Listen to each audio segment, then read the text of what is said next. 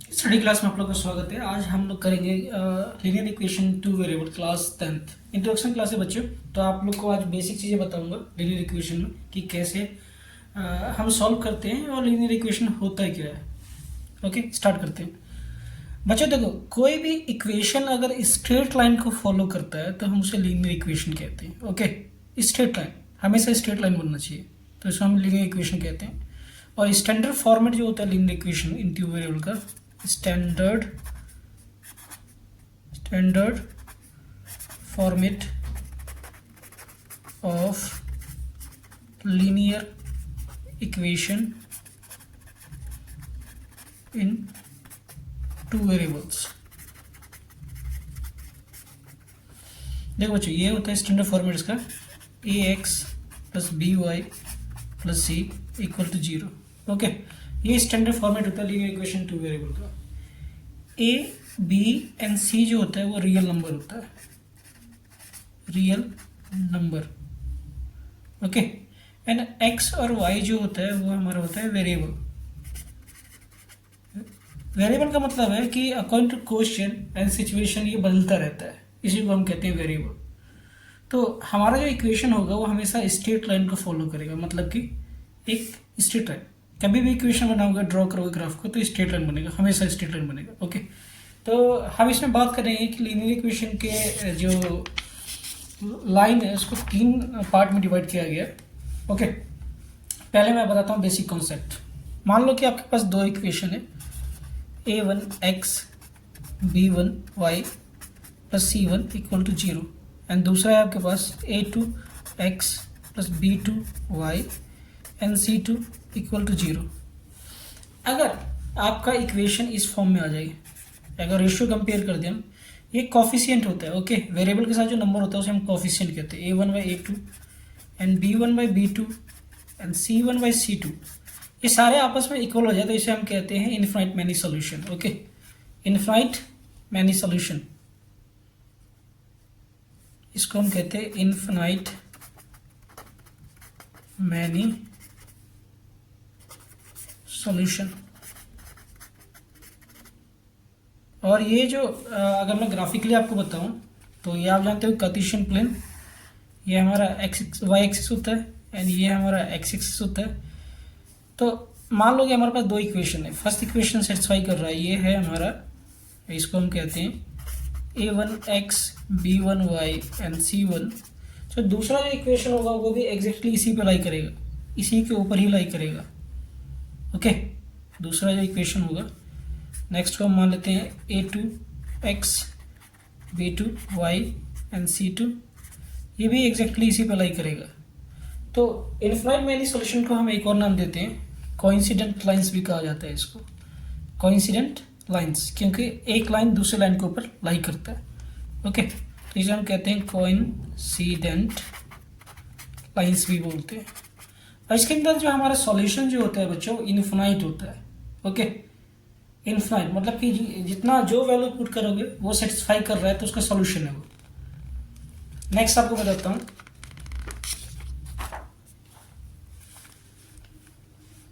अगर a1 a2 b1 b2 and c1 c2, इसमें से ये नॉट इक्वल है, ये दोनों आपस में इक्वल है, तो इसको हम कहते हैं पैरेलल सॉल्यूशन या फिर नो सॉल्यूशन। ओके, इसको हम कहते हैं पैरेलल सॉल्यूशन या फिर इसको हम नो सॉल्यूशन भी कहते हैं। इस इक्वेशन में हमारा कभी सॉल्यूशन मिलता ही नहीं बच्चों, बताता हूँ आपको कैसे, ग्राफिकली बताता हूँ आपको। ओके, मान लो कि एक हमने ग्राफ बनाया है, ग्राफ से आप इजीली समझ सकते हो कोई भी चीज़ को। ये हमारा हो गया, इसको हम कहते हैं एक्स एक्सिस एंड इसको हम कहते हैं वाई एक्सिस। ओके, मान लो कि हमारा पहला इक्वेशन था, ये कुछ ऐसा लाई कर रहा है, इसका नाम देते हैं हम इक्वेशन जो है a1x b1y plus c1। Okay, दूसरा जो इक्वेशन है एग्जैक्टली यहाँ या इसके नीचे लाई करेगा और ये आपस में क्या होगा, पैरेलल होगा, एक दूसरे को कभी नहीं काटेगा ये। तो इसका हम इक्वेशन मान लेते हैं a2x b2y and C2। Okay, तो ये जब एक दूसरे को जब काटेगा ही नहीं तो सॉल्यूशन कभी देगा ही नहीं है, तो कभी सॉल्यूशन नहीं देगा, तो इसलिए इसको कहा जाता है नो सॉल्यूशन। ओके, तो पैरेलल केस में नो सॉल्यूशन होता है जब हमारा कोफिशिएंट का ratio A1 A2 equal to B1 B2 not equal to C1 C2 होता है। ओके, तो इस केस में हमें कभी सॉल्यूशन नहीं मिलता है बच्चों। नेक्स्ट, थर्ड कॉन्सेप्ट, अगर A1 A2 B1 B2 and C1 C2 ये तीनों नॉट इक्वल हो आपस में। ओके, तो इसका जो ग्राफ बनता है, आपको ग्राफ से समझ आता हूँ, क्योंकि ग्राफ से कोई भी चीज़ को समझना बहुत इजी होता है बच्चों।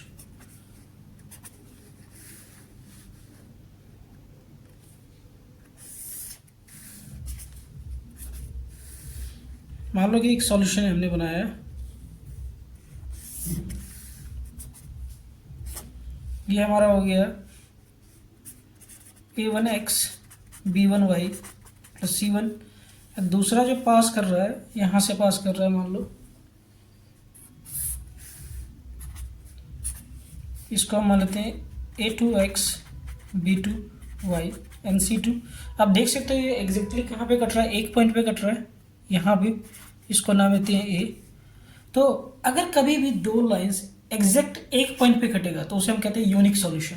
ओके, क्या कहते हैं, यूनिक सॉल्यूशन। तो ये इक्वेशन हमारा हो गया यूनिक सॉल्यूशन, यूनिक सॉल्यूशन, या इसको हम कहते हैं only one solution, only one solution.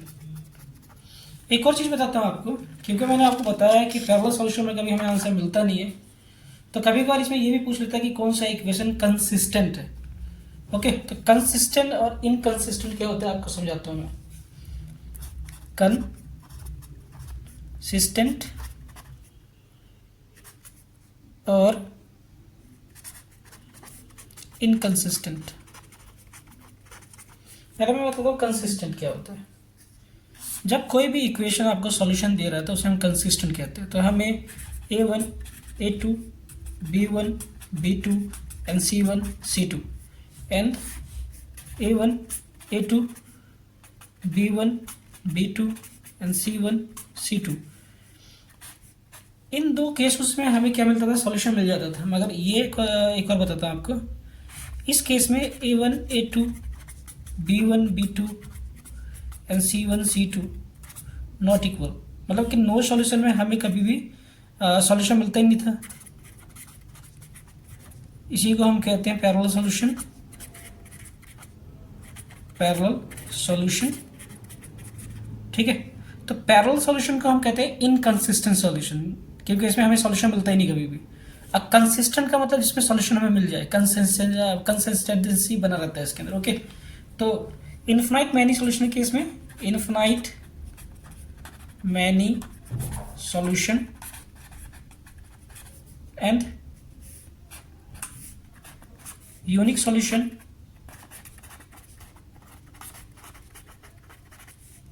और हम इसे क्या कहते हैं, only one solution, one solution. तो इनके केस में क्या होता है, हमें सॉल्यूशन मिल जाता है इन दोनों के केस में, तो इसको हम कहते हैं कंसिस्टेंट। तो ये दोनों क्या होगा, आपस में कंसिस्टेंट होगा। Okay, consistent. तो आपको ये भी पता होना चाहिए, क्वेश्चन पूछ लेता है ये कौन सा इक्वेशन इसमें कंसिस्टेंट है।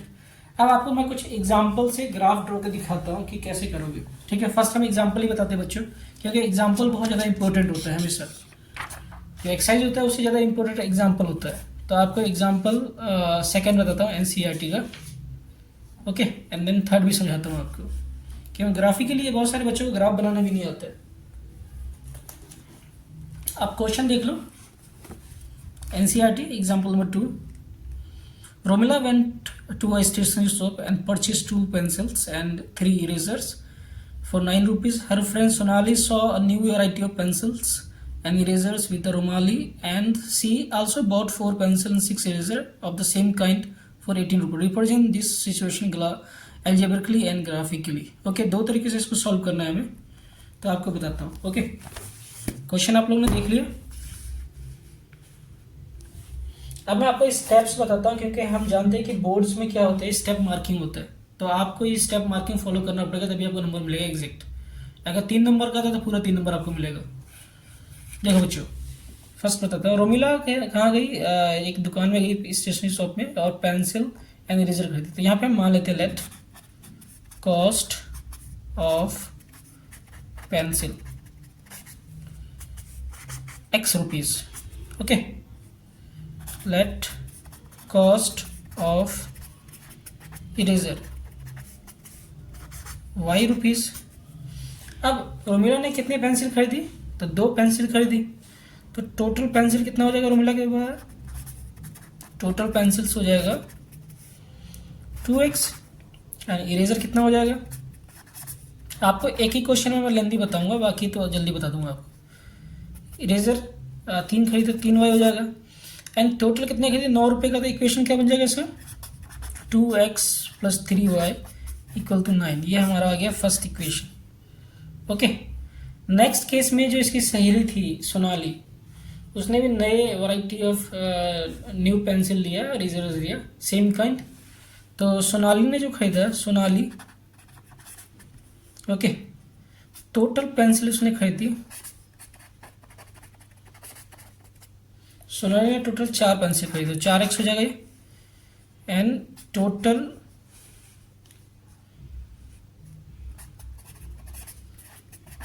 इरेजर्स इसने खरीदा 6, तो क्या हो जाएगा 6y। और कितने का खरीदी? 18 रुपये खरीदी। तो दोनों का इक्वेशन क्या बन जाएगा बच्चों? इसका बन जाएगा 4x + 6y = 18। इसको मान लेते हैं सेकेंड इक्वेशन। ओके, अब मैं आपको बताता हूँ कि ग्राफिकली कैसे सॉल्व करोगे इसको, बताता हूँ बच्चों। और इसी स्टेप्स का फॉलो करोगे तो हो सकता है कि आपको पूरा नंबर मिल जाएगा एग्जाम में। बहुत इजी होता है लीनियर इक्वेशन इन 2 वेरिएबल्स। फर्स्ट इक्वेशन हमारा क्या था बच्चों? From first equation 2x + 3y = 9। And यहाँ से कोई एक वैल्यू को निकालने हैं, तो 2x = क्या हो जाएगा 9 - 3y। एंड x की वैल्यू क्या हो जाएगा 9 - 3y / 2। ओके, तो अब हम क्या करते हैं, एक बॉक्स बना लेते हैं x y। ओके, हम y को 0 मानते हैं। पहले y को हमने क्या किया, 0 लिया, तो y 0 हो गया। अब y की वैल्यू 0 पुट करते हैं यहाँ पे, तो क्या होगा x की वैल्यू 9 - 3 × 0 / 2। तो क्या हो जाएगा 9 / 2। तो ये 9 / 2 मतलब कि 4.5 आ जाएगा। इस पर हम क्या करते हैं कि x को 0 मान लेते हैं। तो x को अगर हम 0 मानेंगे, x को हमने क्या किया, 0 मान लिया। ओके, तो हमारा इक्वेशन क्या बनेगा, ये x 0 हो जाएगा।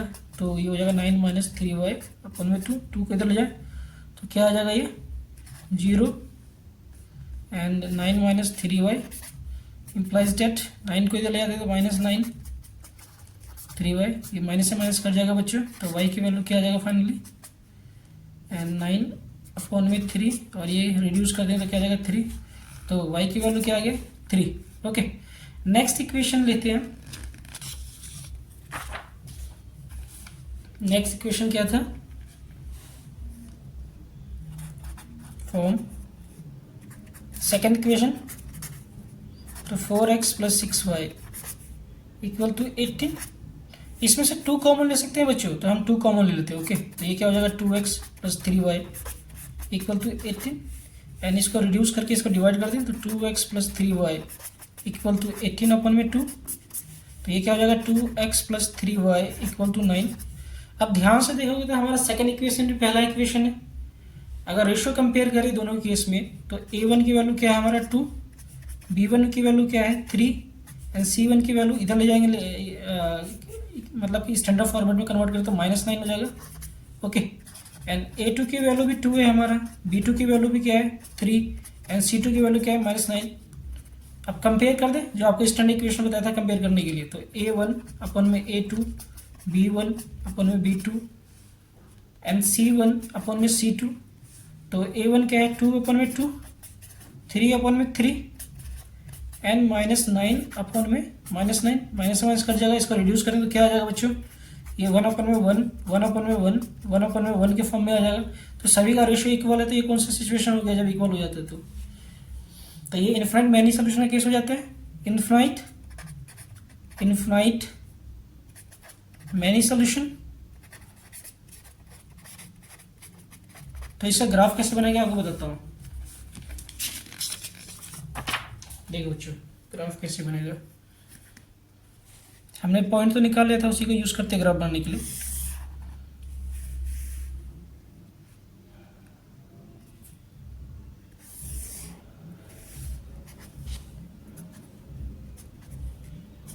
ये हमारा होता है एक्स एक्सिस, ये होता है हमारा वाई एक्सिस। ओके, हम कुछ पॉइंट ले लेते हैं अपने हिसाब से। तो ये हम मान लेते हैं इक्वल डिस्टेंस होना चाहिए बच्चों, 2 3 4 एंड 5, क्योंकि हमारे पास मैक्सिमम जो पॉइंट है जो हमने सॉल्यूशन निकाला था 9/4 मतलब कि 4.5 है, तो मैक्सिमम 5 हो सकता है और मिनिमम क्या है हमारा 3 है, तो हम उसी हिसाब से ड्रॉ करेंगे। तो 5 से ज़्यादा लेने की जरूरत नहीं है यहाँ पे। ओके, ये सारे के सारे प्लस में होगा, इधर जो होगा वैल्यू वो माइनस में होगा, -1 -2 -3 -4 -5, इधर 1 2 3 4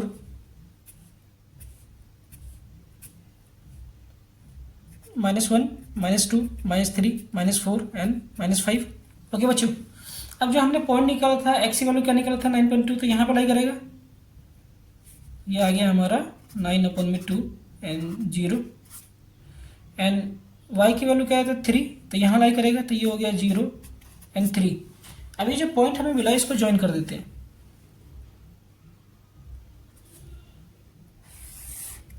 ओके, अब दूसरा पॉइंट भी हमने देखा कि इसी पे लाई करेगा, तो वो भी इसी पे लाई करेगा। ओके, तो हमारा फाइनल इक्वेशन क्या हो जाएगा ग्राफ, और इक्वेशन क्या था हमारा इक्वेशन था 2x + 3y = 9, एंड ये हमारा पॉइंट आ गया, ये हमारा सॉल्यूशन हो गया। ओके, जो रिक्वायर्ड एरिया इसको नाम देते हैं A B and C। Okay, तो ये हमारा ग्राफ बन गया बच्चों, और अलजेब्रिकली हम पहले सॉल्व कर चुके।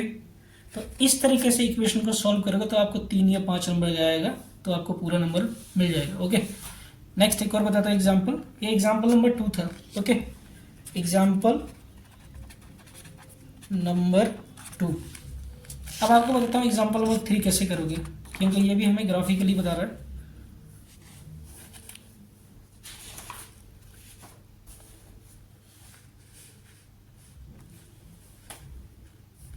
एग्जाम्पल नंबर 3 बच्चों, एक्सरसाइज से ज़्यादा इंपॉर्टेंट एग्जाम्पल होता है, याद रखना इस चीज़ का। 2 rails are represent the equation, 2 rail है और रेल की जो पटरी है उसका इक्वेशन है x + 2y - 4 = 0, एंड दूसरा है 2x + 4y - 12 = 0। ओके, देखो बच्चों, यहाँ से पहले आप पता कर लेना कि कौन सा टाइप का इक्वेशन है। सॉल्व करना बहुत इजी है, मगर आप इंस्टेंट पता कर लेना कि कौन सा इक्वेशन है। अगर मैं कंपेयर करूँ इसके कोफिशिएंट को, तो a1 की वैल्यू क्या है 1, b1 की वैल्यू क्या है 2, एंड c1 की वैल्यू क्या है -4, a2 की वैल्यू 2 है, b2 की वैल्यू क्या है 4, एंड c2 की वैल्यू क्या है -12। ओके, कंपेयर करें इसको, तो a1 a2 b1 b2 and c1 c2, देखते कौन सी कैटेगरी में आएगा ये।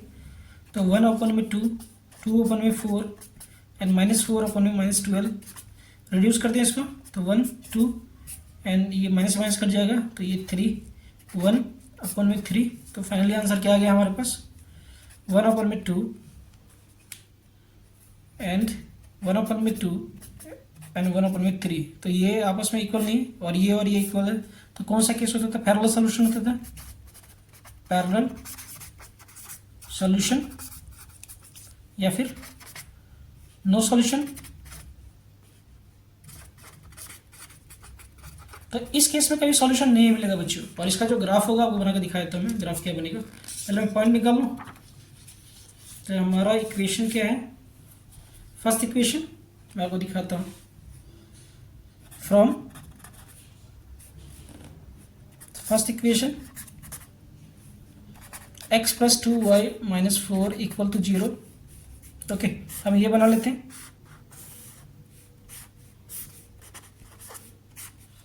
एक्स की वैल्यू क्या है, अच्छा एक्स से फॉर्म में कन्वर्ट कर ले तो क्या हो जाएगा 4 माइनस 2y।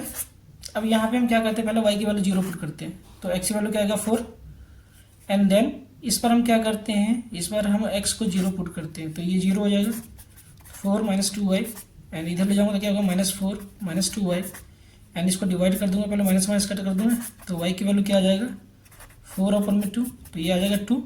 ओके, तो y की वैल्यू क्या है 2, तो इसका इक्वेशन आ गया। दूसरा पॉइंट भी हम सॉल्व करते हैं फ्रॉम सेकेंड इक्वेशन। इक्वेशन को बच्चों शॉर्टकट में ऐसे लिखते हैं, ई क्यू इसकी पावर एन। ओके, दूसरा इक्वेशन क्या था हमारा 2x plus 4y minus 2l equal to 0। इसको एक सिंगल वेरिएबल के फॉर्म में कन्वर्ट कर देता हूँ मैं।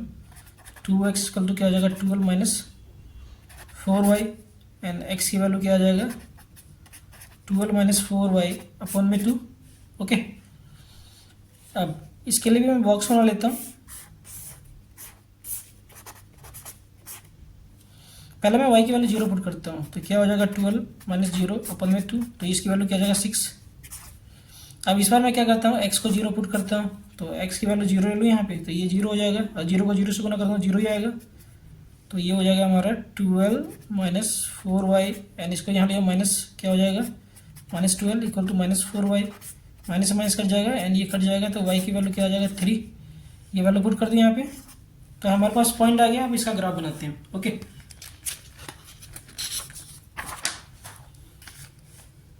देखो बच्चों ग्राफ इसका बनाते हैं हम। आप लोग को ग्राफ बनाना आना चाहिए, क्योंकि 5 नंबर क्वेश्चन आएगा ग्राफिकली।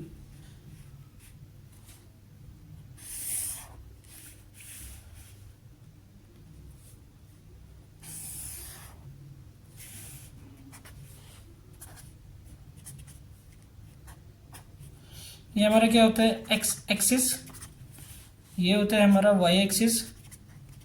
पॉइंट की जॉइंट कर दें बच्चों, मैं ये रफली करता हूँ, आप स्केल से मेजर करके करना हमेशा 1 2, तो इससे क्या होगा आपका ग्राफ जो होगा एग्जैक्ट बनेगा, उसमें हल्का से भी एरर नहीं होगा। ओके, 5 मैंने यहाँ पे लिया है, तो 5 यहाँ से भी ले लो,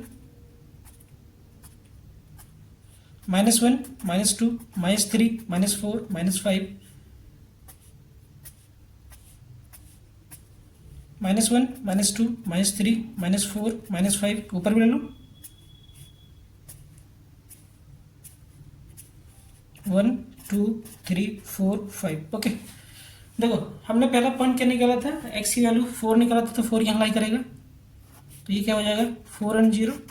और दूसरा पॉइंट क्या था हमारा y की वैल्यू 2 एंड 0, तो यहाँ पे लाई करेगा ये, तो ये हो जाएगा हमारा 0 एंड 2। अब इसको ज्वाइन कर दें हम, तो पहला का इक्वेशन हमारा ये बनेगा। ओके,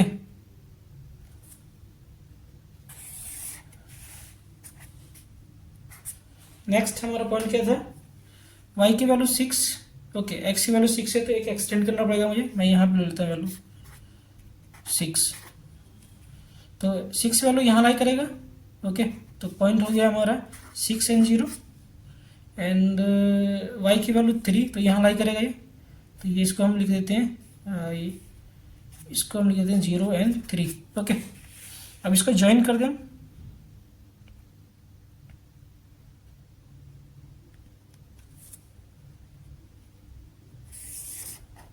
देखो बच्चों ध्यान से, ये दोनों पैरेलल आ गया, रेलवे ट्रैक पैरेलल होता है।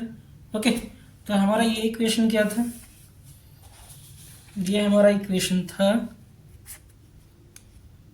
x + 2y and -4 equal to 0, और इसका इक्वेशन क्या था हमारा 2x + 4y -12 इक्वल टू 0। ये हो गया इक्वेशन बच्चों। अगर इतना तरीके का कर पाओगे आप यहाँ तक, तब जाके आपको 5 नंबर मिलेगा बच्चों, क्योंकि ये स्टेप मार्किंग होता है।